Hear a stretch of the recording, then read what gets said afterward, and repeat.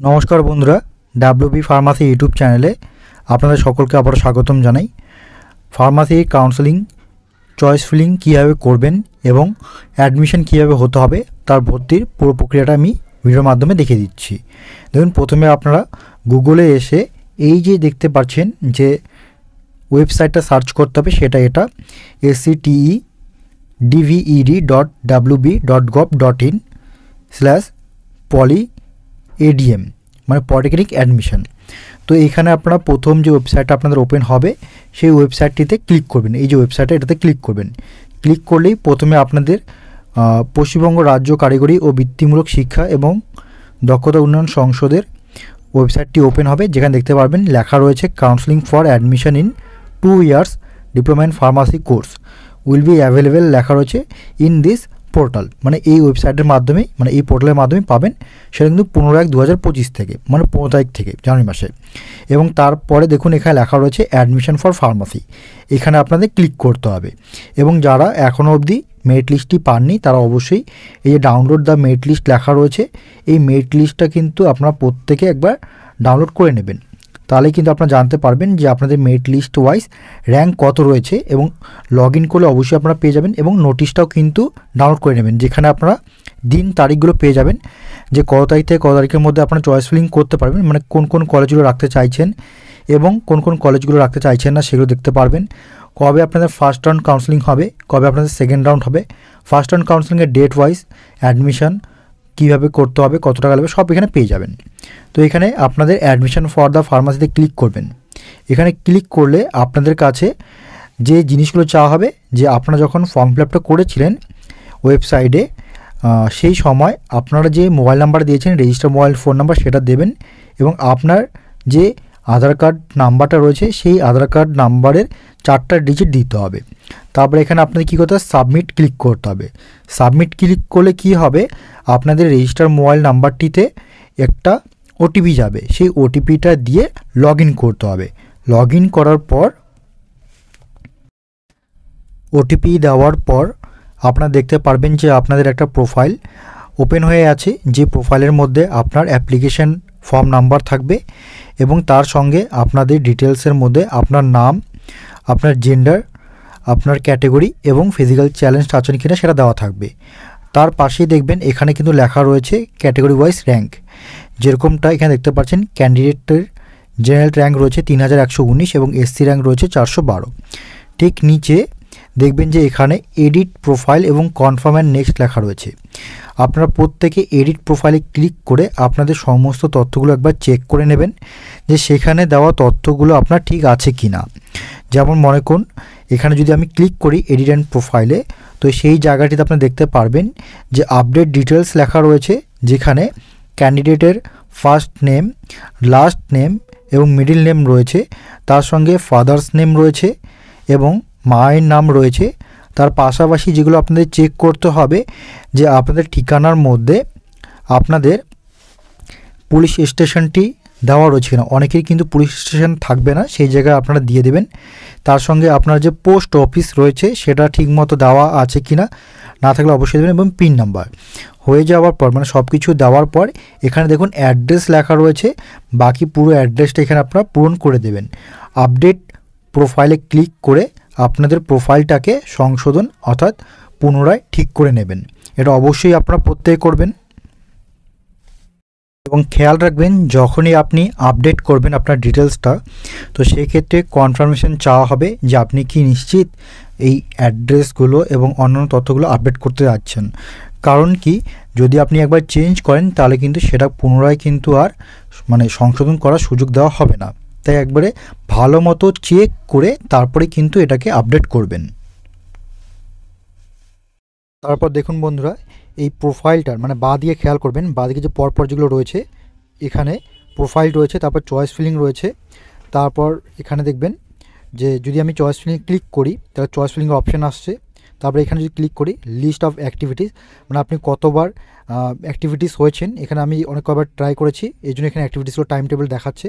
তো চয়েস ফিলিংয়ে চলে যাবেন আপনারা, তো এখানে দেখতে পারবেন যে লেখা রয়েছে choice fill up your choice will be auto saved লেখা রয়েছে। এখানে সিরিয়াল নাম্বার অর্থাৎ ইনস্টিটিউট নেম রয়েছে। তো আপনাদের র্যাঙ্ক ওয়াইজ আপনাদের এখানে কী করতে হবে, পরপর কলেজের নামগুলো কিন্তু সার্চ করতে হবে। আপনি নাম সার্চ করতে পারেন বা এখানে পরপর স্ক্রল করে দেখতে পারেন। যদি আপনি সরকারি কলেজ রাখতে চান তো এখানে গভর্নমেন্ট লিখবেন। তাহলে গভর্নমেন্ট লিখলে পরপর দেখবেন এখানে গভর্নমেন্টের যতগুলো কলেজ রয়েছে সবগুলোর নাম কিন্তু এখানে থাকবে। এবার আপনার র্যাঙ্ক অনুযায়ী আপনি চাচ্ছেন যে সরকারি কলেজগুলো প্রথমে রাখবেন, একটা বা দুটো বা যে কটা রাখতে চান। যেমন এখানে মনে করুন কন্টাক্ট পলিটেকনিক আপনি প্রথমে রাখতে যাচ্ছি, তাহলে এখানে কন্টাক্ট পলিটেকনিক সেভ করে নেব। তো এখানে দেখাবে চয়েস হচ্ছে সাকসেসফুলি হয়ে গেল। তারপর এখানে আপনি যতগুলো চান পরপর এখানে ইনস্টিটিউটে ক্লিক করবেন, একই রকমভাবে গভর্নমেন্ট লিখে সার্চ করবেন। সার্চ করলে আপনার এখানে পরপর নাম চলে আসবে, সেই অনুযায়ী কিন্তু আপনারা পরপর দিয়ে দেবেন। চয়েস ক্রিয়েটেড সাকসেসফুলি দেখাবে। যতগুলো আপনি রাখতে যাচ্ছেন পরপর কিন্তু এখানে রেখে দেবেন। তো আমি এখানে পরপর যতগুলো গভর্নমেন্ট কলেজ রয়েছে সবগুলি রাখার চেষ্টা করছি, কারণ মনে করুন যে সমস্ত ক্যান্ডিডেটরা চান যে সরকারি কলেজই হোক, নাহলে আপনি সরকারি ছাড়া বেসরকারিতে পড়বেন না, তাহলে অবশ্যই বলবো আপনারা সরকারি রাখবেন। এবং বেসরকারিতে প্রচুর খরচা, কারণ আপনারা জানেন প্রত্যেকে যে সেখানে মিনিমাম 3 লাখ টাকা মিনিমাম 1.5 লাখ টাকা থেকে 3 লাখ টাকা কিন্তু খরচ হতে পারে, বা তারও বেশি হতে পারে, তার কোনো ঠিক নেই। তো বন্ধুরা এখানে দেখতে পারবেন যে আমি পরপর কিন্তু এখানে সবগুলো সরকারি কলেজগুলো পরপর সাজিয়ে দিয়েছি। এবার মনে করুন আপনার মনে হলো যে 3 নাম্বারটা 4 নাম্বার যাবে। 3 নাম্বারে যেরকম রয়েছে মনে করুন জননচন্দ্র ঘোষ পলিটেকনিক রয়েছে এবং 4 নাম্বারে রয়েছে শিলু গভর্নমেন্ট। তো এটাকে আপডাউন করতে যান, তাহলে এটা ক্লিক করলে এটা নিচে চলে যাবে এবং ওটা উপরে চলে যাবে, এরকম আপডাউন কিন্তু হয়ে যাবে। এখানে মনে রাখবেন 6টা কিন্তু সরকারি রয়েছে, তার মধ্যে উমেন্স পলিটেকনিক যেটা রয়েছে, এখানে যদি আমি উমেন্স সার্চ করি তো উমেন্সটা কিন্তু এটা কিন্তু মহিলাদের জন্য, মানে ফিমেল ক্যান্ডিডেটদের জন্য। যারা মেল ক্যান্ডিডেট রয়েছেন তারা এটাকে সিলেক্ট করবেন না, আর যারা মেল এবং ফিমেল ক্যান্ডিডেট রয়েছে তারা ফিমেল ক্যান্ডিডেট যারা রয়েছেন তারা শুধুমাত্র এটা সিলেক্ট করতে পারবেন। এবং উমেন্স পলিটেকনিক বাদে বাকি 5টা যে রয়েছে সরকারি, সেখানে মেল ফিমেল উভয় ক্যান্ডিডেট কিন্তু অ্যাপ্লাই করতে পারবেন। আচ্ছা, এবার সব কিছু সিলেক্ট হওয়ার পর মনে হচ্ছে যেন ঠিকঠাক আছে। তো আপনি এটাকে কি করবেন, এখানে নিচে দেখবেন চলে যাবেন নিচে একদম। এখানে দেখুন এই লেখাটা খুব ভালো মতো খেয়াল করবেন। এখানে হচ্ছে once you click the lock and submit button. এই যে নিচের যে লক অ্যান্ড সাবমিট বাটনটা যদি একবার ক্লিক করেন তাহলে you won't be able to add any more choice, তাহলে কিন্তু আপনি আর চয়েস করতে পারবেন না। On the next screen you will be promoted to pay the counselling fees, মানে এর পরবর্তী যে পেজটা হবে সেটা কিন্তু আপনাকে কাউন্সেলিংয়ের ফিস মানে পেমেন্টটা কিন্তু করতে হবে। তো আপনারা খুব ভেবে চিনতে চয়েস ফিলটা করবেন। আপনার যদি মনে হয় যে একটা দুটা সরকারি কলেজ রাখবেন, বেসরকারি কলেজ একসঙ্গে মিক্স করে রাখবেন, বা শুধু সরকারি রাখবেন, সেটা করতে পারেন। এবং আরেকটা উপদেশ দেবো আপনাদের প্রত্যেকে, যে প্রাইভেট কলেজ যদি আপনি রাখতে চান তাহলে যে প্রাইভেট কলেজটা সিলেক্ট করবেন সেই প্রাইভেট কলেজের অ্যাডমিশন ফিস কত, টাকাটা কীভাবে দিতে হবে। কারণ বিগত বছর অভিজ্ঞতা অনুযায়ী জানাচ্ছি যে মনে করুন অ্যাডমিশন ফিস এবং পুরো 1 বছরের টাকা কিন্তু অনেক সময় অনেক কলেজে কিন্তু নিয়ে নেয়। মনে করুন যে প্রথমে হয়তো লাগতে পারে 50-60 টাকা একবারই। তো এগুলো ভালো মতো শুনে নেবেন, তারপর কিন্তু প্রাইভেট কলেজগুলো সিলেক্ট করবেন। তারপর দেখুন বন্ধুরা এখানে লক অ্যান্ড সাবমিট লেখা রয়েছে, তো এখানে আমি লক অ্যান্ড সাবমিটে ক্লিক করব।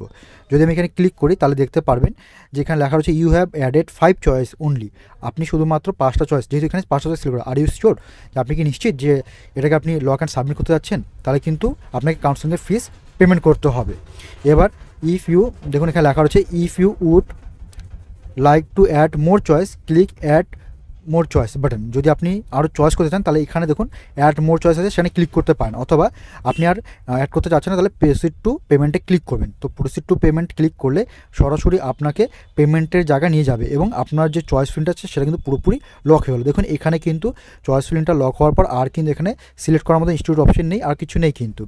তারপর আপনাকে গো টু পেজ রিভিউ যদি করেন তাহলে প্রিভিউ করলে এই যে পেজটা, এই যে চলে আসলো পুরো পেজটা, এরপর কিন্তু আপনি পেমেন্ট করতে পারবেন। তারপর দেখুন পে দ্য কাউন্সেলিং ফিস, মানে কাউন্সেলিং ফিস যেটা রয়েছে 500 টাকা, সেটা কিন্তু আপনাদের প্রত্যেকে অনলাইনে পেমেন্ট করতেই হবে। যদি আপনি পেমেন্ট ঠিকমতো না করেন তাহলে কিন্তু আপনি কাউন্সেলিং অনুসরণ করতে পারবেন না। আবার মনে রাখবেন ফার্স্ট রাউন্ড বা সেকেন্ড রাউন্ড যেটাই হোক না কেন চয়েস ফিলিং কিন্তু একবার মাত্রই হবে। তারপর এখানে অনলাইনে পেমেন্ট করার জন্য আপনার কাছে অপশন মানে 500 টাকা চাওয়া হয়েছে, সেই 500 টাকাটা আপনি ডেবিট কার্ড নাম্বার দিয়ে অথবা নিচে যাবেন ইউপিআই সুবিধা রয়েছে, Google pay, PhonePe, Paytm, WhatsApp payment সব কিছু, ভারত পে বা internet banking, NEFT, SBI branch payment সেটা করতে পারেন। তো যদি ইউপিআই সিলেক্ট করি তো ইউপিআইয়ের এখানে ইউপিআই আইডিটা দেবেন বা ইউপিআই কিউআর দেবেন। কিউআরটা দিলে আপনার কাছে কিউআরটা ওপেন হয়ে যাবে, সেই কিউআরটা দিয়ে আপনি কিন্তু পেমেন্ট করতে পারবেন, অথবা এন্টার ইউপিআই আইডি দিয়ে ভ্যালিড মানে চেক করে নেবেন, ভেরিফাই করে নিয়ে তারপর পেমেন্টটা করবেন। পেমেন্টটা সাকসেসফুল হওয়ার পর অ্যাপ্লিকেশন ফর্মটা কিন্তু আপনাদের প্রত্যেকে কী করে রাখতে হবে, প্রিন্ট করে কিন্তু রাখতে হবে।